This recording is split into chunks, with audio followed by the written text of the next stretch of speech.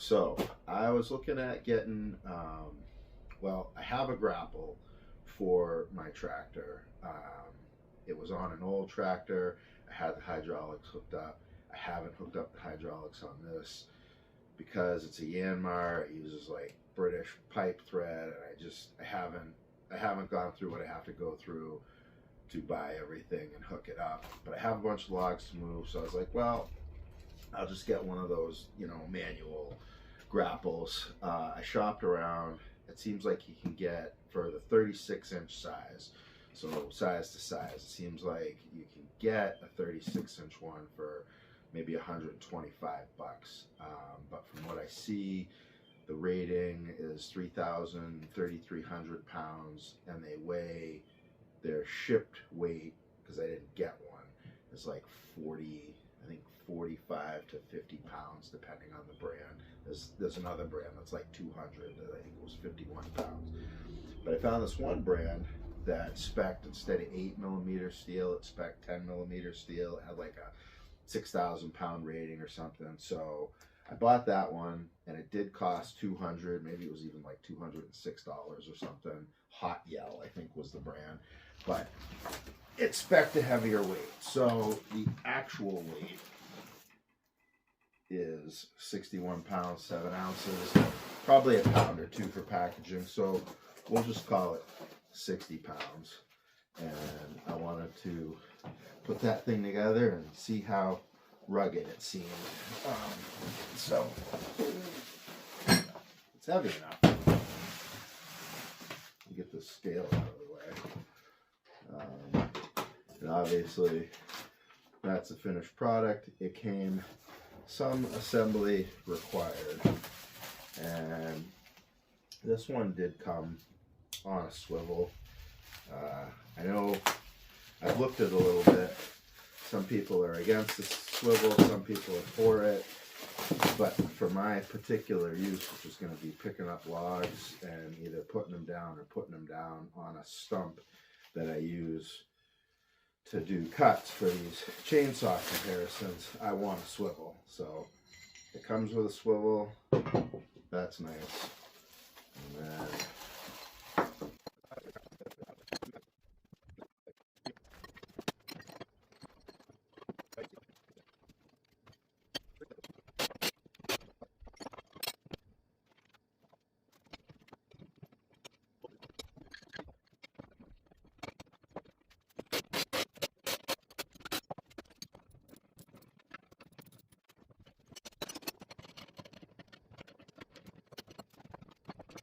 all right, there it is. So yeah, it feels pretty rugged. The only thing I'm not too keen on is these, all these connections, 1, 2, 3, 4, 1, 2, 3, 4, 5, 6, and then this through bolt.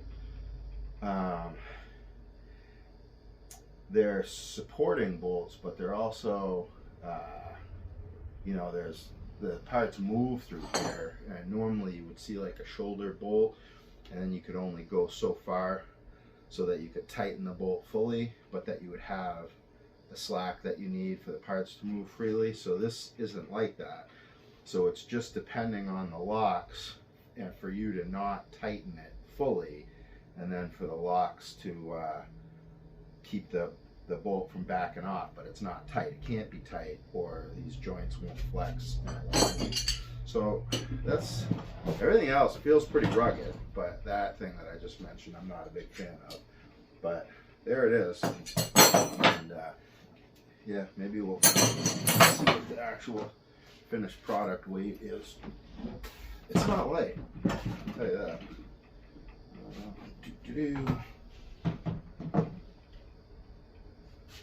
59 pounds, 6 ounces. We'll call it 60.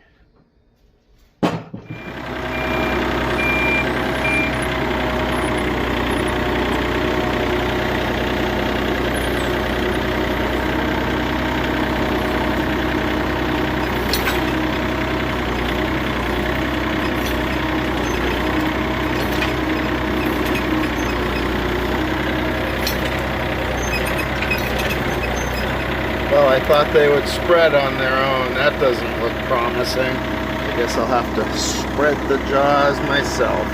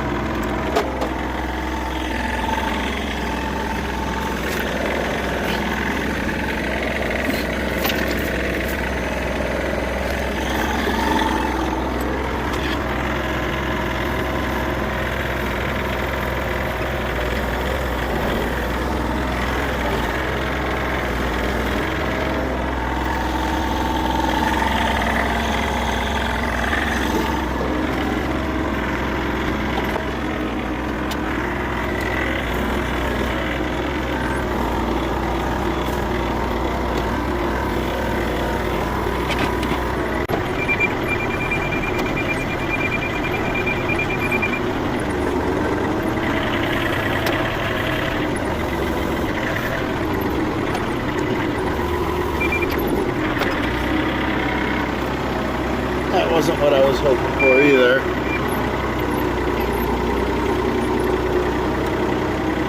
Holding the camera is going to make this more difficult. And I think I want to probably not use a hook, but use something that's not going to come disconnected. But we're here, so let's work with this.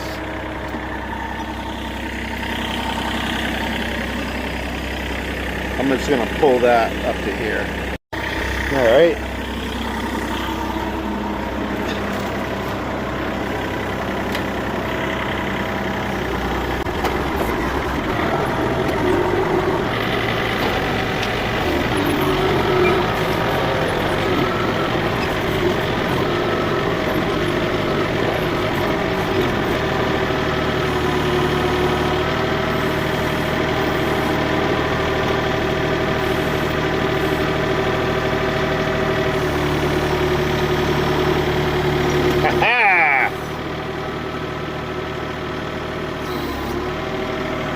Keep my fat ass on the tractor.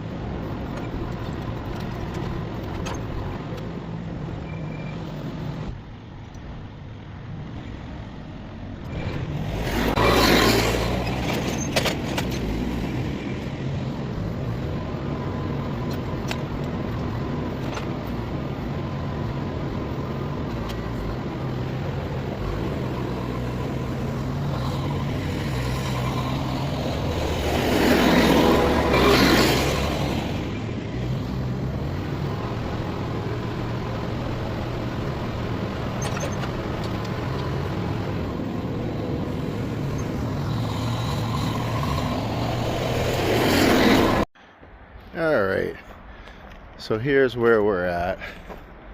I can't quite get that thing right over the middle from where it is on the forks. I can probably do it off of the backhoe, so I think I'll give that a try in a little bit.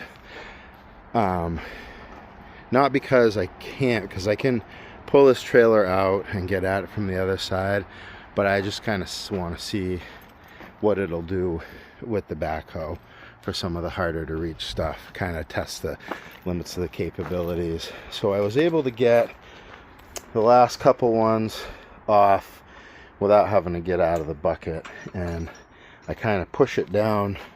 I push it down with this and it spreads it, and then tilt it so that it comes off the log, and try to drag it, and maybe have to do it 2 or 3 times.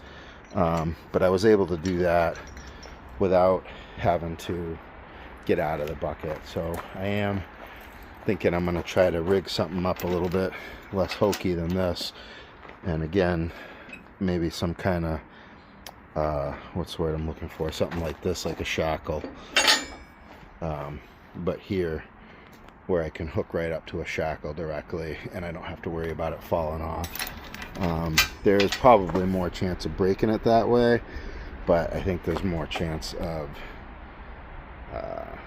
being able to maneuver it better that way. And that's on a swivel there, so if the shackle is fixed here, I think it's still good. But that's this installment. We'll get to the backhoe next.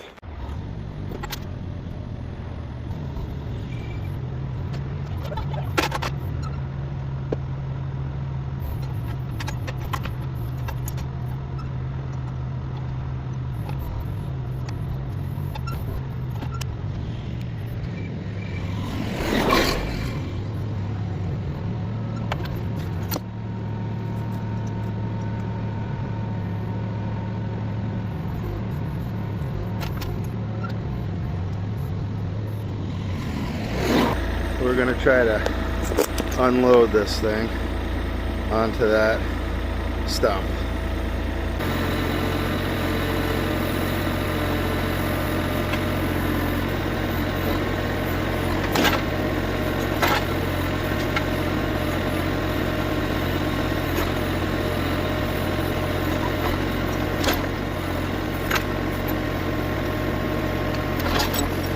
Alright, so I found this thing, which I'm pretty excited about. I'm gonna mount it in here backwards to line up one of these holes, and that's gonna hang there. So this, maybe that will go through like that, and then when I lift it up, I'll hang the shackle here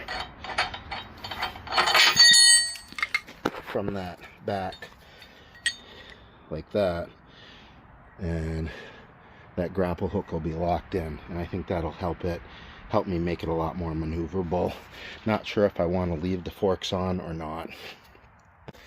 Alright, that thing's on there, and I think I actually love that, and I'm never going to take it off because it rests just like that on the ground.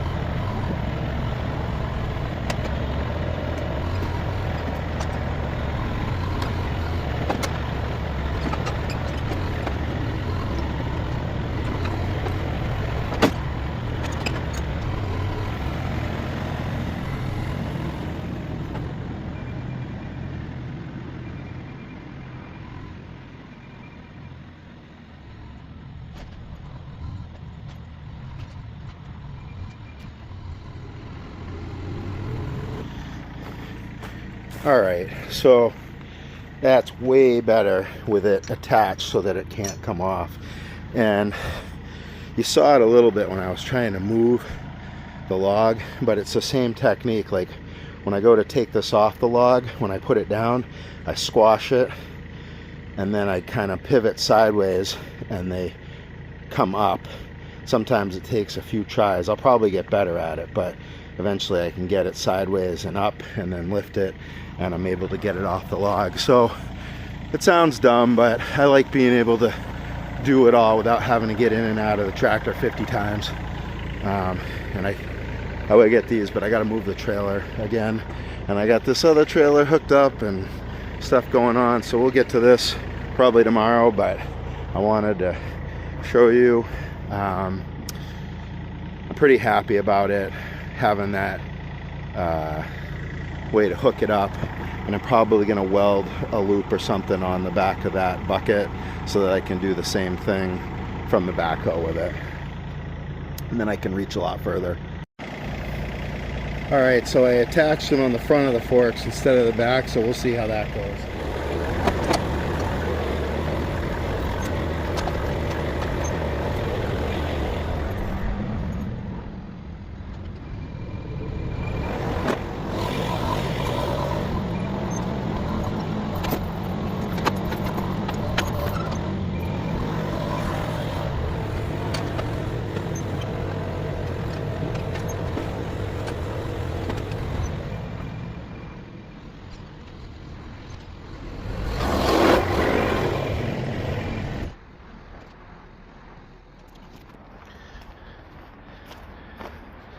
Yeah, I think I got a little bit more maneuverability out front, and I can get the forks involved a little bit. So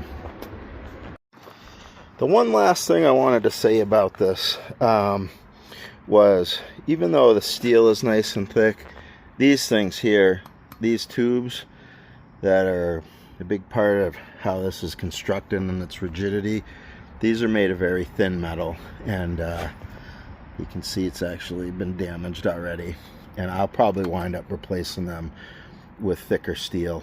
And I don't know why they wouldn't just give you more rugged pieces. They're very thin, and this is a big part of holding this whole thing together. So that's my only really complaint about it, other than it's not hydraulically driven. But if you stayed with me this long, I hope you enjoyed it. Give me a like if you liked it, and if you want to see more stuff like this, subscribe. Thanks for watching.